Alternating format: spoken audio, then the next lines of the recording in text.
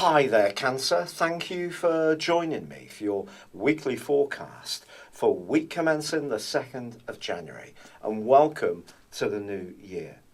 This year begins with Mercury, the planet of communication, still tracking backwards in your sector of interpersonal relationships. So that area is going to require a degree of care.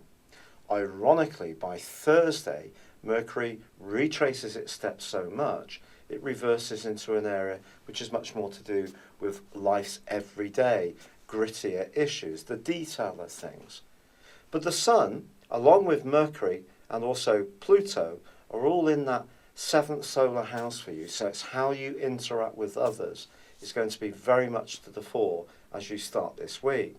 But the wonderful thing for you is that Venus, the planet of love and attraction, travels on Tuesday into an area which is all to do with discovery, to do with learning new information and potentially meeting new and unusual people.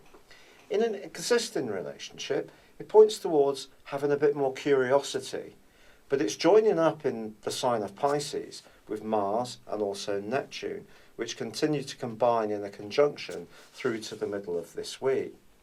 Those are just cautioning you to be realistic, because there could be a degree of, not necessarily a lack of truthfulness, but more a distortion, potentially, around some of your drives and motivations and desires over these first few days. And that's because Neptune is all to do with our imagination. Mars is about what we want, put the two together, and we can end up deceiving ourselves or encountering someone else who might try to trick us. So if you are looking to get any kind of contractual issue tied down, especially in a partnership, do proceed with caution. It's not just the Mercury retrograde. On Thursday, not only does Mercury rewind back into the sign of Sagittarius, there is also a quarter moon. This quarter moon is going to see your emotions and feelings very close to the surface. If you are encountering anyone who's in a position of authority or who's a decision maker, how you come across to them is going to be scrutinised really quite carefully.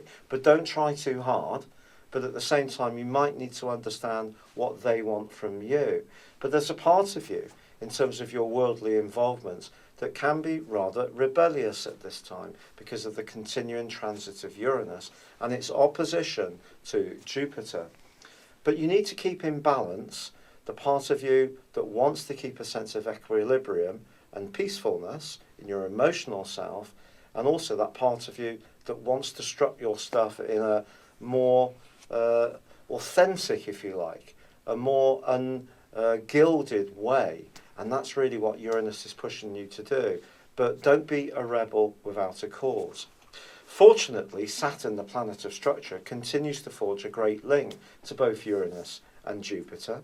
And as long as you proceed with a certain amount of thoroughness around practical and worldly hopes, you can embrace new ideas and make steady progress.